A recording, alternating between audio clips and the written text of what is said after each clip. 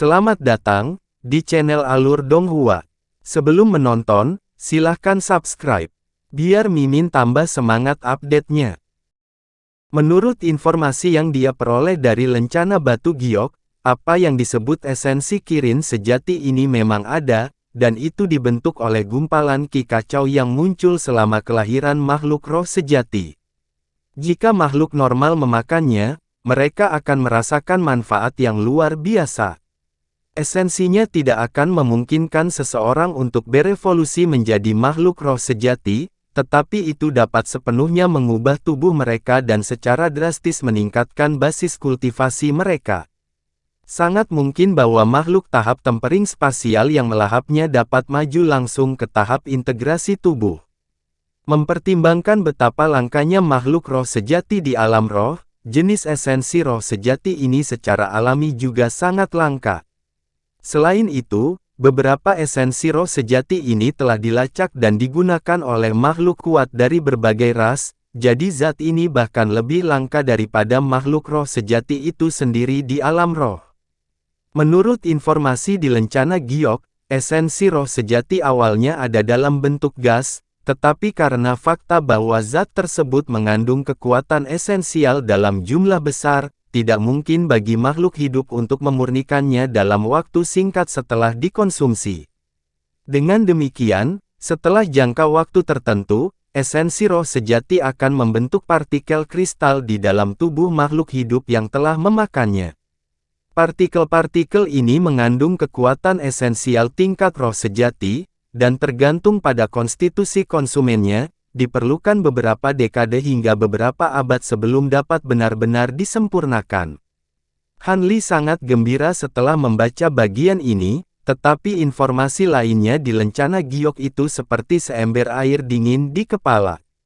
Dikatakan bahwa setelah berubah menjadi partikel kristal, esensi roh sejati akan sepenuhnya diasimilasi oleh konsumen, jadi tidak ada cara bagi orang lain untuk menyerap dan memurnikannya.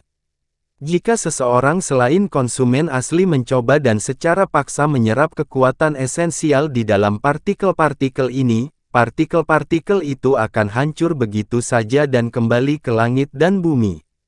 Bahkan ada catatan tambahan yang menyatakan bahwa asimilasi jenis ini sangat lengkap, artinya tidak ada cara untuk membalikkannya, dan sebuah peringatan telah diberikan kepada mereka yang telah memperoleh kekuatan esensial ini untuk mengingatnya.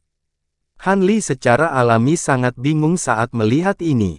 Dia menatap kosong pada partikel yang keluar dari botol kecil itu, dan tatapan rumit muncul di matanya. Setelah sekian lama, Han Li akhirnya mengambil keputusan. Informasi dalam Lencana Batu Giok ini belum tentu akurat, aku harus mencobanya sendiri, apapun yang terjadi.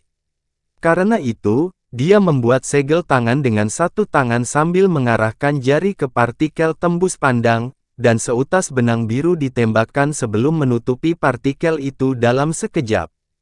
Han Li kemudian melemparkan beberapa segel mantra ke dalam benang biru, dan partikel di dalamnya mulai berubah menjadi warna yang berbeda. Pada awalnya, itu benar-benar transparan, tetapi kemudian mengambil warna merah samar sebelum menggelap menjadi warna hitam pekat. Pada akhirnya, itu berubah menjadi warna emas yang berkilauan setelah kilatan cahaya spiritual. Mata Han Li menyipit saat melihat ini, dan dia segera beralih ke segel tangan lainnya. Banyak rune kemudian muncul di udara yang mengelilingi partikel emas, dan mereka langsung membentuk formasi miniatur dengan partikel di tengahnya. Setelah itu, Han Li membuka mulutnya untuk menyemburkan aliran api biru yang baru lahir, yang menghilang ke dalam formasi miniatur dalam sekejap. Dentuman tumpul terdengar saat semua rune dalam formasi mulai bersinar dengan cahaya yang menyilaukan, dan nyala api biru yang baru lahir dengan mudah digabungkan menjadi satu dengan formasi. Detik berikutnya, gumpalan api biru muncul di seluruh formasi, menyelimuti partikel emas dan memulai proses penyempurnaan. Awalnya, partikel itu tetap tidak bergerak sama sekali, tetapi seiring berjalannya waktu, cahaya keemasan di permukaannya mulai goyah, dan menjadi semakin terang saat suara dengung rendah terdengar. Hati Hanli tenggelam saat melihat ini, dan sebelum dia memiliki kesempatan untuk beralih ke segel tangan lain, dentuman tumpul meletus dari dalam formasi. Partikel emas itu tiba-tiba menghilang, dan awan kabut emas seukuran telur muncul di tempatnya. Kabut berputar-putar saat ledakan menakjubkan yang mirip dengan petir terdengar dari dalam, setelah itu membengkak secara drastis hingga berukuran sekitar 10 kaki, dan terus meluas. Api biru di sekitarnya langsung terkoyak, dan kabut keemasan berkedip tak menentu, jelas kehilangan kendali sepenuhnya dan akan meledak kapan saja. Ekspresi Hanli berubah drastis saat dia memikirkan kekuatan menakutkan yang terkandung di dalam partikel, dan salah satu tangannya tiba-tiba berubah menjadi hitam pekat saat dia membuat gerakan meraih ke arah partikel. Cahaya abu-abu meletus dari ujung jarinya, membentuk penghalang cahaya abu-abu yang menyelimuti kabut emas di dalamnya dalam sekejap. Segera setelah itu, suara gemuruh yang tumpul terdengar saat cahaya keemasan dan abu-abu saling terkait satu sama lain. Cahaya yang menyatu dengan esensi ilahi kemudian mulai berkedip tak menentu seolah-olah akan meledak kapan saja, dan itu sama sekali tidak dapat menekan kekuatan kabut emas. Ekspresi ketakutan melintas di mata Hanli saat tubuhnya meluncur mundur menuju sudut ruang rahasia. Pada saat yang sama, dia mengayunkan selongsongnya ke udara, dan perisai kristal kecil muncul di depan. Perisai itu membengkak menjadi beberapa puluh kaki dalam sekejap, dan segera setelah Hanli mengadopsi semua langkah ini, cahaya yang menyatu dengan esensi ilahi akhirnya meledak ketika sinar cahaya keemasan yang tak terhitung jumlahnya meletus dari dalam. Hati Hanli langsung tenggelam saat melihat ini, dan dia langsung menuangkan kekuatan sihir sebanyak yang dia bisa ke perisai raksasa di hadapannya. Pada saat yang sama, cahaya keemasan melintas dari tubuhnya, dan sisik emas muncul di seluruh kulitnya. Dia tidak punya pilihan selain menahan kekuatan ledakan ini, dan apakah ruang rahasianya atau bahkan seluruh gua tempat tinggalnya bisa tetap utuh setelahnya, itu adalah sesuatu yang hanya diketahui oleh langit. Namun, adegan tak terduga kemudian terjadi. Setelah menembus penghalang cahaya abu-abu, kabut emas tidak terus membengkak atau meledak. Sebaliknya, itu tiba-tiba melonjak ke atas sebagai pilar cahaya keemasan, menembus pembatas dan langit-langit seperti pisau panas menembus mentega. Sebuah lorong dengan radius sekitar setengah kaki tertusuk ke langit-langit dalam sekejap mata, dan pilar cahaya keemasan menghilang dalam sekejap. Hanli mendongak dengan ekspresi heran di wajahnya untuk menemukan bahwa ada sinar matahari yang menyinari ruang rahasia dari lubang di langit-langit. Segera setelah itu, ledakan yang menghancurkan bumi terdengar di udara di atas, dan semua ki asal dunia di sekitar seluruh gunung mulai melonjak dan bergolak dengan hebat. Bibir Hanli berkedut saat dia mengangkat tangan untuk melemparkan segel mantra putih ke dalam lubang di langit-langit, dan lubang itu mulai menutup dengan kecepatan tinggi di tengah kilatan cahaya putih, pulih sepenuhnya dalam sekejap mata. Setelah itu, Hanli terbang keluar dari ruang rahasia sebagai seberkas cahaya biru, dan dia muncul di udara di atas gua tempat tinggalnya hanya setelah beberapa kilatan. Dia mengangkat kepalanya untuk melihat ke langit, dan alisnya sedikit berkerut saat melihat dia disambut. Di udara di atas, semburan angin keemasan yang ganas melolong di langit. Di bawah hembusan angin keemasan ini, bintik-bintik cahaya 5 warna yang tak terhitung jumlahnya telah muncul, dan mereka berkumpul dari segala arah, menciptakan tontonan yang sangat luar biasa untuk dilihat. Otot-otot wajah Hanli kejang-kejang saat melihat ini. Syukurlah dia belum menelan partikel itu untuk memurnikannya di perutnya. Kalau tidak, dia kemungkinan besar sudah meledak berkeping-keping. Tentu saja, keributan besar seperti itu secara alami mengingatkan para pembudidaya lain yang berada di Gunung Roh juga. Dengan demikian, cahaya spiritual memancar ke seluruh gunung, dan banyak makhluk muncul satu demi satu. Beberapa bersatu dengan kenalan mereka, dan mereka semua menunjuk pada fenomena yang terjadi di atas sambil berbicara dengan semangat satu sama lain.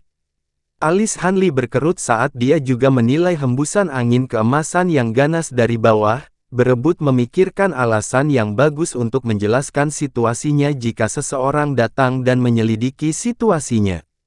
Tepat pada saat ini, semburan tawa hangat tiba-tiba terdengar dari bagian tertentu dari Gunung Roh. Haha, siapa yang bereksperimen dengan teknik rahasia baru di sini?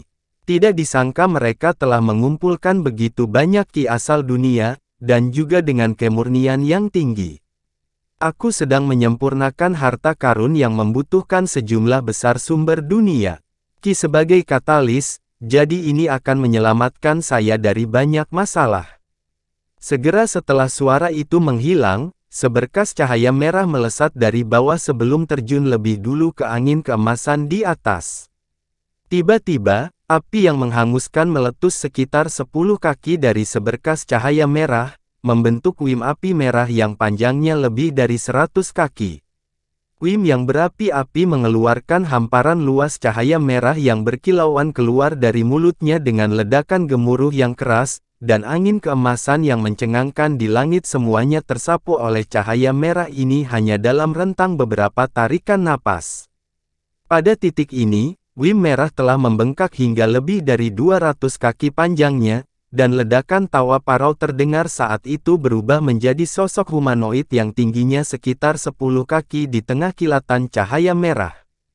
Sosok humanoid itu tampak seperti seorang lelaki tua berusia 60-an dengan serangkaian fitur wajah kasar dan rambut putih. Pria itu mengenakan satu set jubah ungu, dan menilai item di tangannya dengan ekspresi senang di wajahnya. Ini adalah labu merah yang tingginya sekitar setengah kaki, dan ada dua gambar merah berkilauan yang terukir di permukaannya, salah satunya adalah bola api, sementara yang lain adalah wim yang tampak ganas.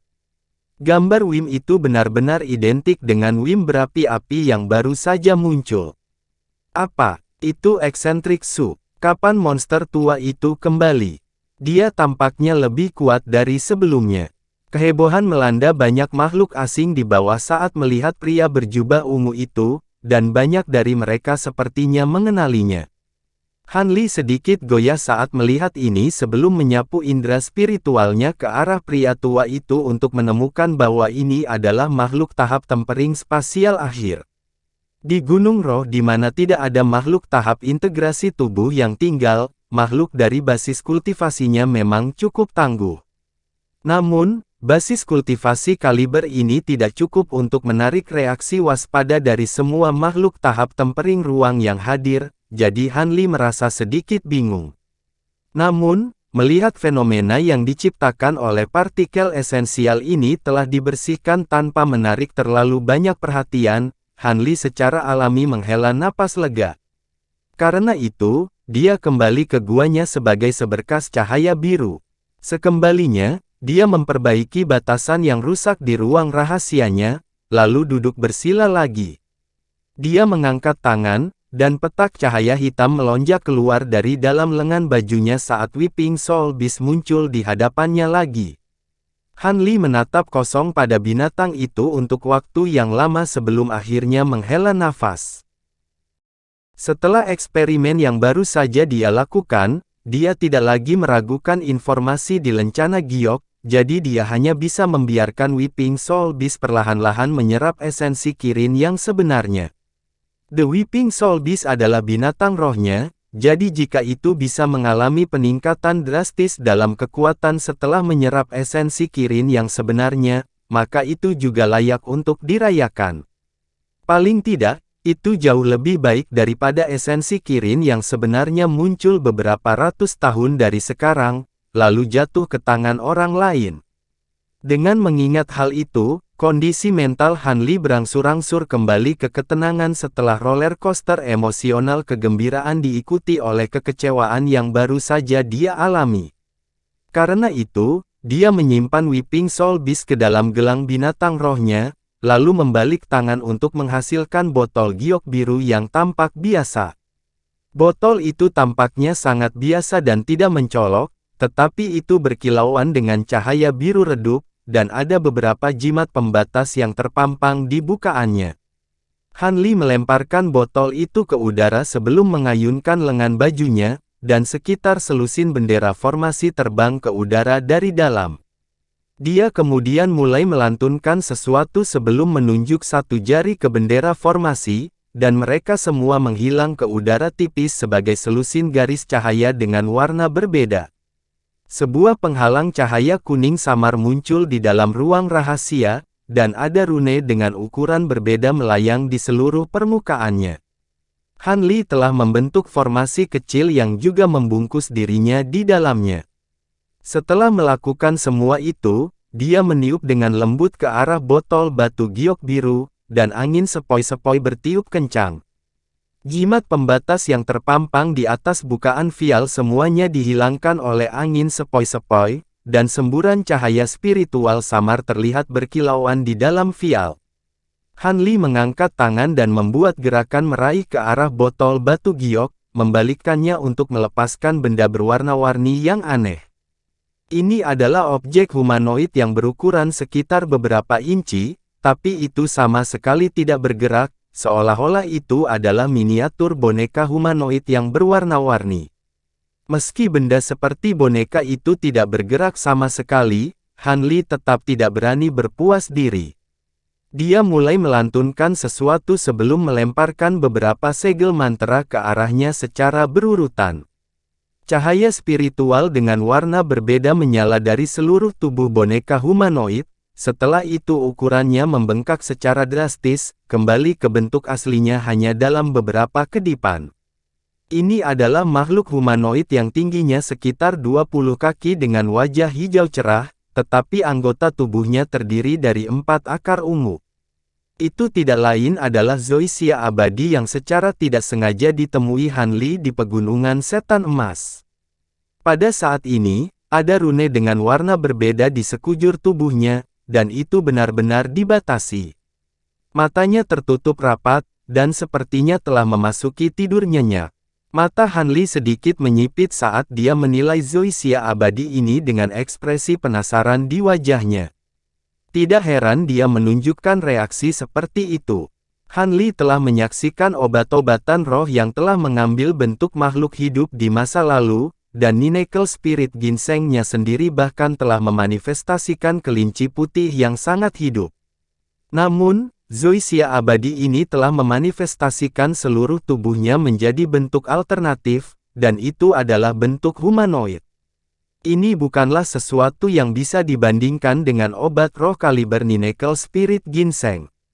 Meski begitu, dia tidak segera membangunkan Zoysia abadi ini. Sebagai gantinya, dia menjentikkan satu jari, dan seberkas pedang tipis Qi ditembakkan dari dalam lengan bajunya sebelum berputar di sekitar salah satu anggota tubuh seperti akar ungu Zoysia yang abadi. Cahaya biru menyala, dan luka kecil segera terjadi pada dahan itu. Beberapa tetes cairan putih menetes dari luka kecil, dan aroma obat yang kaya tercium di seluruh ruangan. Mata Han Li berbinar saat dia mengangkat tangannya yang lain untuk melemparkan botol seukuran ibu jari yang sudah dia siapkan sebelumnya. Pada saat yang sama, dia membuka mulutnya untuk mengeluarkan semburan cahaya biru, dan cahaya biru menyapu tetesan cairan putih yang menetes dari anggota tubuh Zoysia yang abadi. Pada saat ini, cahaya ungu samar melintas dari anggota badan Zoysia yang abadi, dan luka itu langsung sembuh seolah-olah tidak pernah ada sama sekali. Namun, Han Li sepertinya telah mengantisipasi hal ini akan terjadi, dan dia tidak terkejut melihat ini. Setelah itu, dia mengangkat tangan, dan semburan kekuatan tak terlihat menarik botol kecil berisi cairan putih ke dalam genggamannya, dan dia memegang botol itu di bawah hidungnya sebelum menghirupnya. Sungguh kekuatan spiritual yang murni. Han Li bergumam pada dirinya sendiri, dan terlepas dari apa yang dia katakan, dia sepertinya tidak terlalu terkejut. Sementara itu, dia membuat gerakan meraih dengan tangannya yang lain, dan bola cahaya perak muncul di atas telapak tangannya yang lain, dan bola cahaya itu berubah menjadi mangkuk bundar berukuran sekitar setengah kaki dalam sekejap. Permukaan benda itu berkilauan dengan cahaya perak, dan ada pola yang sangat indah dan rumit terukir di atasnya, dengan demikian menunjukkan bahwa itu bukanlah mangkuk biasa. Han Li memiringkan botol kecil ke dalam mangkuk tanpa ragu-ragu, dan setetes cairan roh putih menetes dari dalam. Setelah itu, Han Li menyapu lengan ke tanah, dan gelang penyimpanannya terbang keluar dari dalam sebelum mengeluarkan seberkas cahaya. Saat cahaya menyapu tanah, serangkaian kotak, botol kecil, dan wadah lain dengan berbagai bentuk dan ukuran muncul. Han Li menyapu pandangannya melalui barisan kontainer sebelum membuat gerakan meraih ke arah salah satu kotak batu giok. Tutup kotak itu terbang dengan sendirinya, diikuti aliran tipis cairan roh biru yang terbang keluar dari dalam sebelum mendarat di mangkuk perak. Detik berikutnya, botol lain naik ke udara dan juga terbang langsung menuju mangkuk perak. Hampir 8 jam kemudian, seluruh ruang rahasia dipenuhi dengan aroma obat yang kaya, dan Han Li memiliki cahaya biru yang berkedip melalui matanya saat dia memeriksa mangkuk perak di tangannya dengan cara yang benar-benar tidak bergerak, seolah-olah dia benar-benar terserap olehnya. Setelah beberapa lama, tawa masam terdengar di dalam ruang rahasia, dan cahaya perak melintas dari tangan Han Li saat mangkuk itu tiba-tiba menghilang. Sepertinya darah roh Zoysia yang abadi ini dapat berfungsi sebagai bahan penyempurnaan pil yang luar biasa, tapi itu saja tidak membuatnya layak untuk menjadi makhluk tahap integrasi tubuh. Jadi sepertinya itu harus memiliki semacam alternatif. Gunakan, gumam Han Li pada dirinya sendiri dengan ekspresi kontemplatif di wajahnya. Dia membelai dagunya sejenak sebelum tiba-tiba menjentikkan 10 jarinya secara berurutan, dan beberapa puluh benang perak melesat keluar sebelum menghilang ke dalam tubuh Zoysia yang abadi dalam sekejap. Setelah itu, Han Li menarik tangannya ke lengan bajunya lagi dan diam-diam menilai Zoysia yang abadi. Beberapa saat kemudian, lapisan samar cahaya ungu tiba-tiba muncul di atas tubuh Zoysia yang abadi, dan kelopak matanya berkibar sebelum perlahan membuka matanya, yang segera bertemu dengan tatapan Han Li. Matanya berwarna hijau samar, ada cahaya perak yang menusuk berkilauan dengan pupilnya yang menciptakan pemandangan yang cukup aneh untuk dilihat.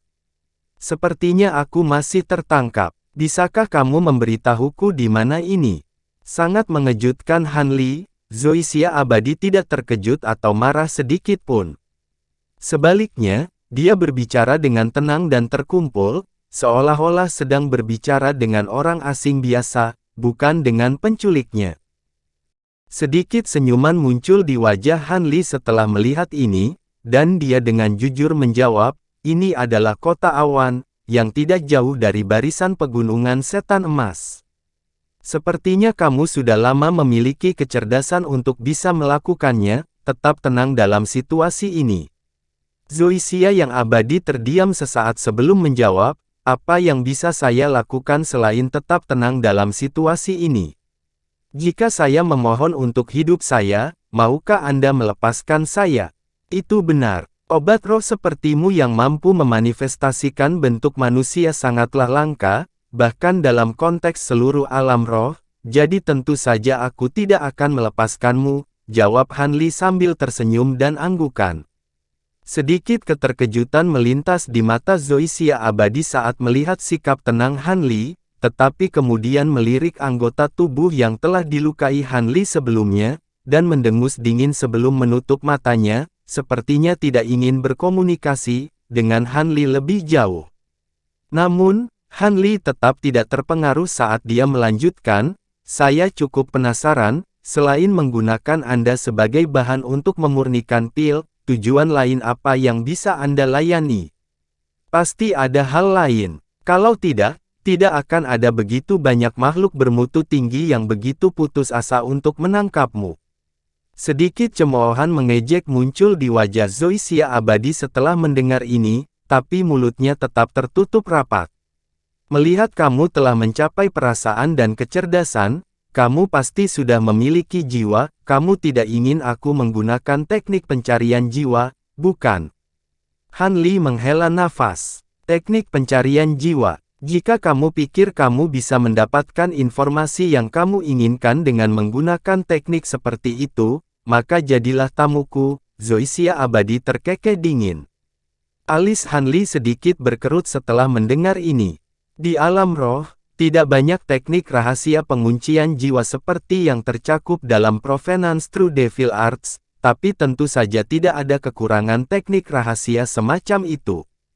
Zoysia Abadi ini jelas hidup selama bertahun-tahun yang tak terhitung jumlahnya, jadi tidak terlalu mengejutkan bahwa ia telah menguasai teknik seperti itu. Bahkan ketika pikiran-pikiran ini melintas di benaknya, ekspresinya tetap sama sekali tidak berubah, jadi tidak mungkin untuk mengatakan apa yang dia pikirkan. Tidak apa-apa jika kamu tidak memberitahuku. Lagi pula, aku bisa memurnikan beberapa pil kelas atas menggunakan tubuhmu sebagai bahan. Namun, dari apa yang aku dengar, jiwa makhluk roh sepertimu sangat berguna untuk beberapa pembudidaya yang menggunakan seni kultivasi khusus dan teknik rahasia tertentu. Saya tidak tahu berapa tahun yang Anda butuhkan untuk mengembangkan kecerdasan tingkat tinggi, tetapi jika saya menyerahkan Anda kepada salah satu dari pembudidaya yang disebutkan di atas, semuanya usahamu akan sia-sia. Tiba-tiba Han Li merenung. Kau mengancamku. Zoysia Abadi bergidik sedikit sebelum membuka matanya dengan ekspresi dingin di wajahnya. Aku tidak akan menyebut itu sebagai ancaman. Hanya saja aku mengambil risiko besar untuk bertualang ke pegunungan setan emas, dan aku tentu saja tidak ingin risiko yang kuambil sia-sia. Han Li terkekeh, cara yang benar-benar tanpa emosi. Cahaya perak dingin melintas di mata Zoysia yang abadi, dan dia bertanya, jika aku memberitahumu, maukah kamu melepaskan jiwaku? Bagaimana kamu akan membuatku percaya padamu? Melepaskan jiwamu secara alami tidak mungkin. Akan merepotkan bagiku jika kamu merasuki seseorang dan membalas dendam padaku, atau ditangkap oleh orang lain, dan mengungkapkan kepada mereka informasi tentangku. Namun, aku bisa memberimu final lepaskan agar kamu bisa bereinkarnasi lagi suatu hari nanti. Adapun apakah kamu percaya padaku atau tidak, apakah kamu punya pilihan lain?